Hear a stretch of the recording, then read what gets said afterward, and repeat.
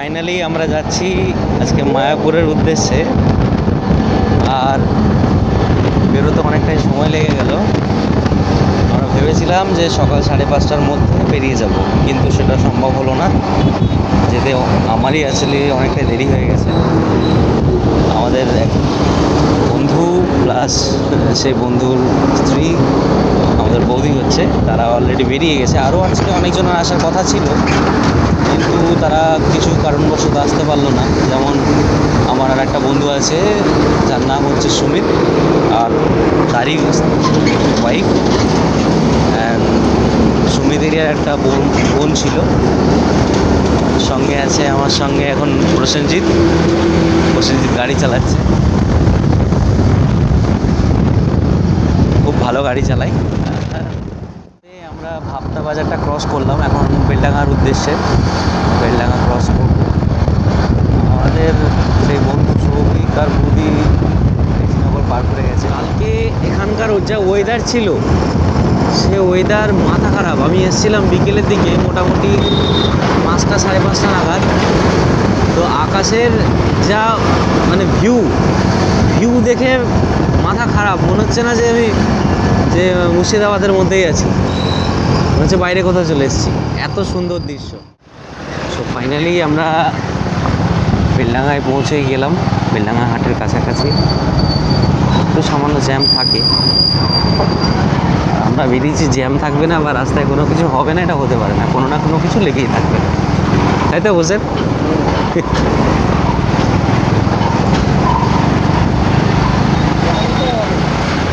আমরা এখন পার করলাম বেলডাঙা থানা। এখন ঘড়িতে প্রায় 7:30 বেজে গেছে। হ্যাঁ, দেখা যাক কত পৌঁছাচ্ছে। আশা করি 10টার মধ্যেই সব কমপ্লিট হয়ে যাবে, কারণ রাস্তা যদি জ্যাম না থাকে। কিছু রাস্তা তৈরি হচ্ছে বেলডাঙাতে। গাড়ি কাটানোর স্টাইল থেকে বোঝা যাচ্ছে যে প্রসেনবাবু গাড়িতে কতটা দক্ষতা। সারাদিনও কাজটা করে গাড়িটার উপরে প্রায় 150 কিলোমিটার 100 কিলোমিটার। হ্যাঁ বলো।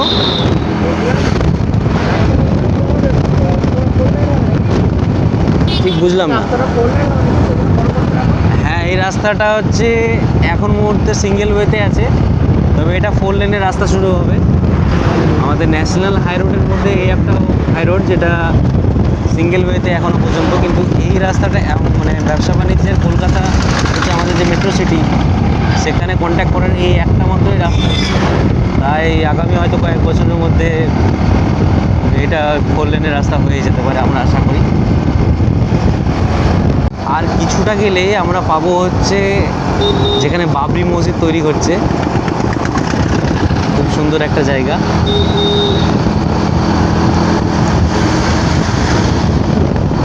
দেখা যাক, এখান থেকে ডবল ওয়ে শুরু।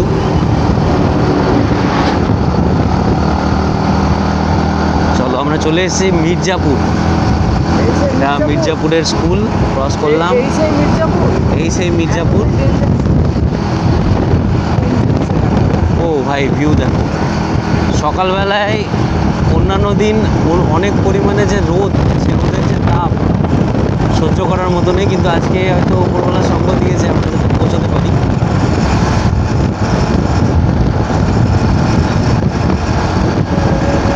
দেখো ভিউগুলো, দেখো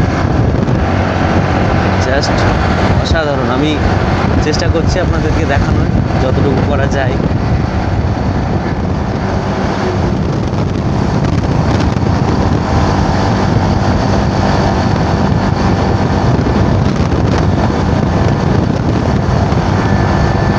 এই জায়গাটা করে হচ্ছে বাবরি মসজিদের কাজ। আগামী হয়তো কিছুদিনের মধ্যে বা কিছু টাইমের মধ্যে যাই হোক, আমরা দেখতে পাবো। এখানে হচ্ছে সেই বাবরি মসজিদ, যে কত ইট বালি পাথর বা অনেক কিছু পড়ে আছে। কাজ করতে যা লাগবে, যে প্রচুর পরিমাণে ইট আপনারা দেখবেন মানুষরা দান করেছে। এখানে একটা বয়েজ পাবলিক স্কুল আছে পাশেই। মির্জাপুর থেকে ক্রস করে এসে যে রাস্তাটা কলকাতার দিকে যাচ্ছে, আপনাদের বাঁ দিকে পড়বে। সত্যিই বললে হবে না, পোষেন আজকে প্রচণ্ড স্পিডে গাড়ি চালাচ্ছে। গাড়ির মিটারটা আমি দেখাতে পারছি না, অনেকটা ডিস্টেন্সে আমার থেকে। আমরা গোল্ড ক্যাফে থেকে মানে বলরামপুর থেকে রেজিনগর ঢুকলাম 20 মিনিটের মধ্যে। তারপরেও বেলডাঙায় সামান্য একটুখানি জ্যাম ছিল। হোসেন সত্যিই খুব ভালোভাবে গাড়ি চালায়, আর ওর যেহেতু অনেকটাই দক্ষতা আছে গাড়ি চালানোর ওপর, ও অনেকটা গাড়িতে অনেক জায়গায় যায়, কিন্তু ও কোনো ব্লগের মধ্যে নেই, ও কোনো ব্লগ করে না, ও শুধু গাড়ি নিয়ে ঘুরতে ভালোবাসে। আর এখন আমরা প্রায় 61 কিলোমিটার দূরে আছি মায়াপুর থেকে। আমাদের পৌঁছতে আর সময় খুব বেশি লাগবে না, আশা করছি 9টার মধ্যেই পৌঁছে যাব। আর যত সকালে পৌঁছতে পারবো ওখানকার ভিউ আমাদের আরও ভালো আসবে, আপনাদেরকে আমরা দেখাতেও পারবো যখনকার আজকের যে ওয়েদার, সে ওয়েদারের সঙ্গে ওখানকার ভিউ কেমন লাগে। সঙ্গে থাকুন। এখন আমরা পার করলাম হচ্ছে রেজিনগর।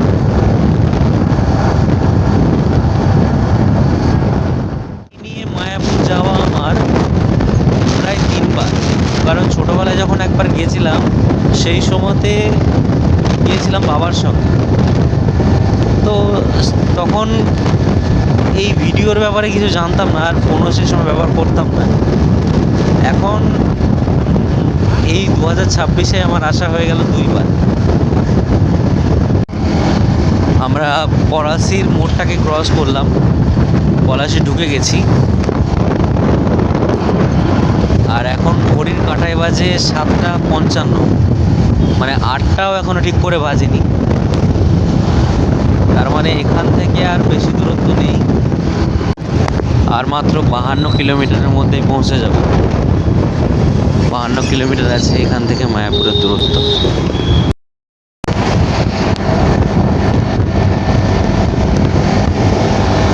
এই হচ্ছে আজকে আমার লুক।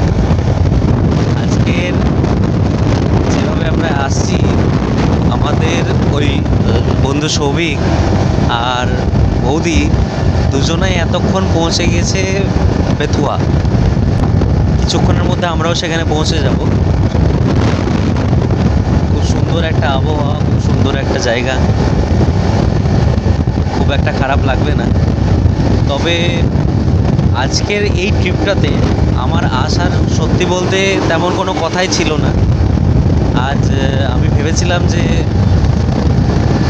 আমি আর আসতে পারবো না, কারণ আমাদের টোটালি আসার কথা ছিল হচ্ছে 8 জন, সেখানে আমরা আসছি মাত্র 4 জন। প্রসেনবাবু খুব সুন্দর কিন্তু গাড়ি চালাচ্ছে। এই যে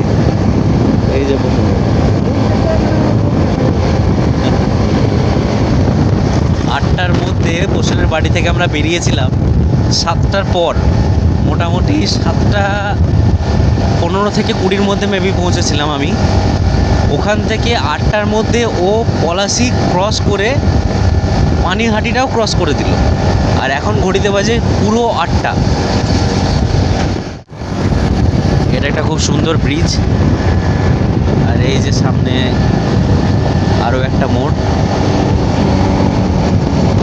খুব ছোট্ট একটা মিনি বাজার এখানটায়।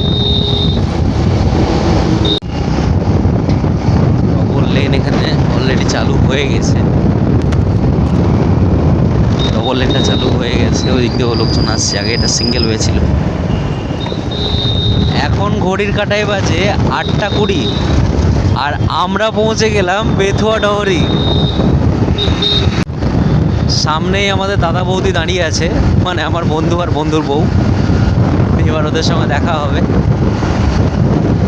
ওরা আমাদের থেকে অনেকটা আগে বেরিয়েছিল, বাট পোষেন যেহেতু খুব সুন্দর গাড়ি চালিয়েছে, আর সেই কারণের জন্য আমরা ওদের থেকে ডিস্টেন্স নিয়ে এসেছিলাম প্রায় 45 মিনিট থেকে 15 মিনিটের মধ্যে।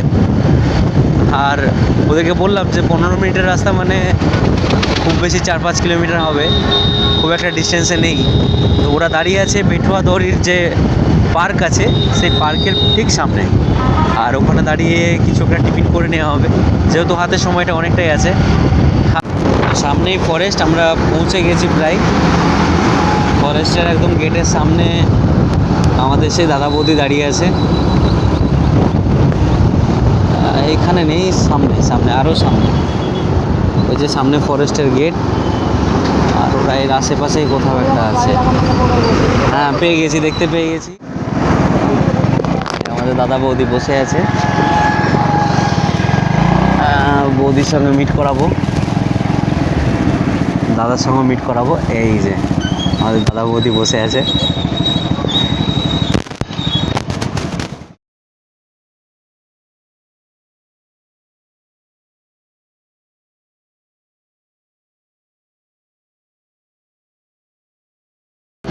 তো আমরা পার করলাম হচ্ছে গাছা, এখানে হোসেনের দিদার বাড়ি। আচ্ছা, এইটা হচ্ছে এইটা গাছার মোড়, আর ওই পেছনে যে একটা মোড় ফেলে আসলাম ওইটা ছিল হোসেনের মামার বাড়ি যাওয়ার রাস্তা। সবিকটা আমাদেরকে আবারও ক্রস করলো, আমরা তেল যেহেতু ভরতে দাঁড়িয়েছিলাম। গলাটা অনেকটা ধরা ধরা লাগছে, গলাটা অনেকটা ভারী মনে হচ্ছে নিজেকে। আদৌ এতটা গলা ভারী নয়, কিন্তু সেহেতু অনেক সকালে উঠে যাওয়া, রেডি হওয়া, অনেকটাই ব্যাপার। আর এক্সাইটমেন্ট একটা ব্যাপার থাকেই যে পরের দিন বেরোবো। তো রাত্রে এসে ঘর থেকে ঘুমোতে অনেকটা দেরি হয়ে গেছে। তো আর কিছুটা ডিস্টেন্সের মধ্যেই আছি, চলে এসেছি। এবার নিয়ে 3বার, মানে ছোটোবেলায় একবার আর 2026 সালে 2বার। খুব ভালো লাগবে, সঙ্গে থাকুন, আরও অনেক কিছু দেখতে পাবেন।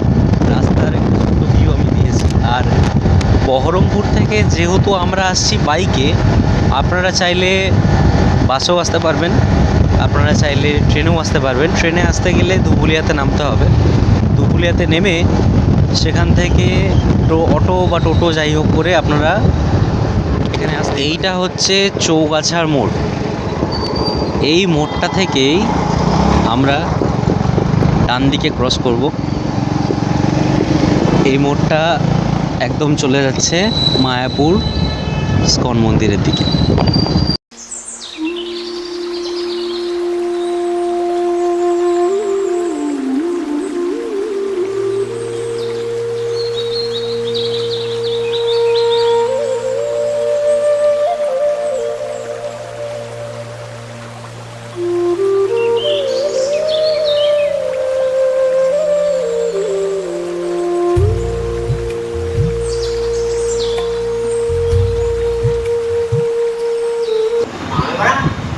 এখন খাওয়া দাওয়ার পর্ব শুরু হচ্ছে। এই দেখো পরোটা, এই যে পরোটা, এই দেখো তরকারি, হ্যাঁ এই দেখো মিষ্টি। সবই খুব সুন্দর খাওয়া দাওয়ার আয়োজনটা করলো। এই যে প্রসেনবাবু, প্রসেনবাবুকে এবার ভালো করে দেখা যাক। প্রসেনবাবু খুব সুন্দর গাড়ি চালিয়েছে আজকে।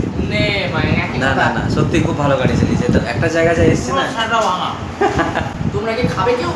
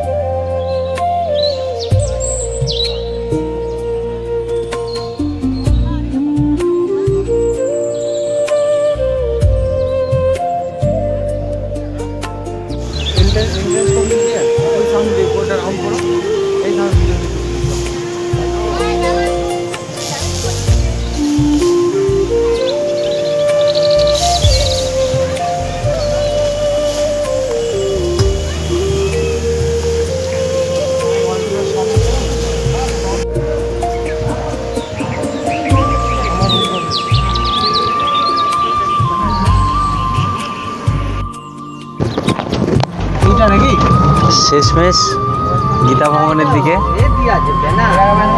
আমাদের বৌদি দাদা বসে আছে। প্রচণ্ড গরম আর রোদ, যার কারণের জন্য টোটোতে যেতে বাধ্য হলাম। এগুলো ইন্ট্রোডিউস লাগে। হরে কৃষ্ণ, হরে কৃষ্ণ, হরে কৃষ্ণ বল। হরে কৃষ্ণ। তোমাকে কি আলাদা করে বলে? তো সারাদিনটা মায়াপুরে আজকে কাটবে। দেখি, আমরা রুমে রেস্ট নিয়ে জাস্ট বেরিয়ে আসলাম। দাদাকে দেখা। এবার দেখা যাবে। এই যে টোটোদা গাড়ি চালাচ্ছে।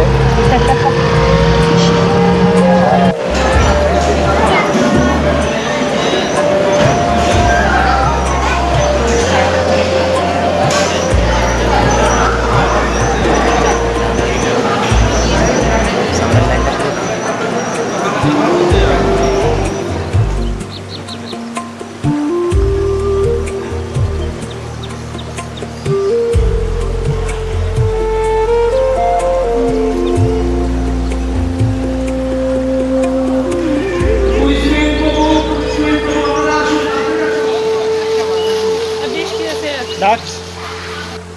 ঘোরাঘুরির পর্বটা বেশ ভালোই চলছে, আর সঙ্গে চলছে খাওয়া দাওয়া। খাওয়া দাওয়াটা প্রায় শেষ হলো। এখন একটু পথ চলা, চারিদিকের দৃশ্যটা একটুখানি দেখা, কিছু মুহূর্তগুলো ক্যামেরাবন্দি করে রাখা, এটাই চলছে।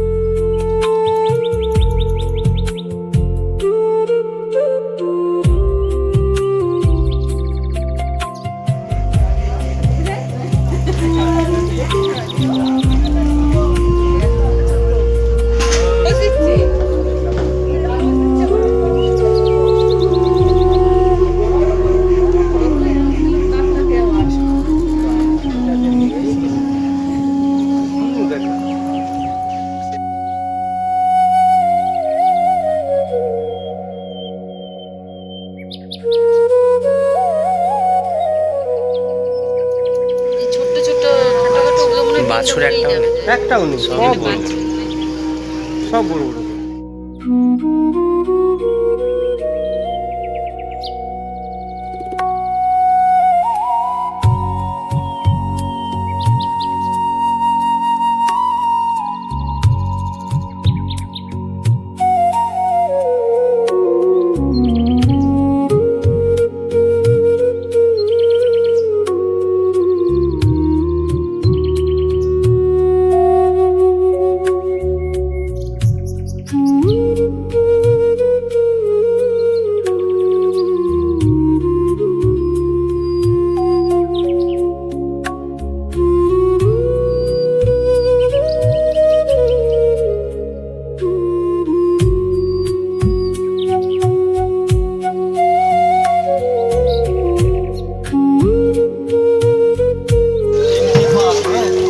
অন্নপূর্ণা বনে ভোট হয়েছে এবার লক্ষ্মী বনে ভোট হয়েছে।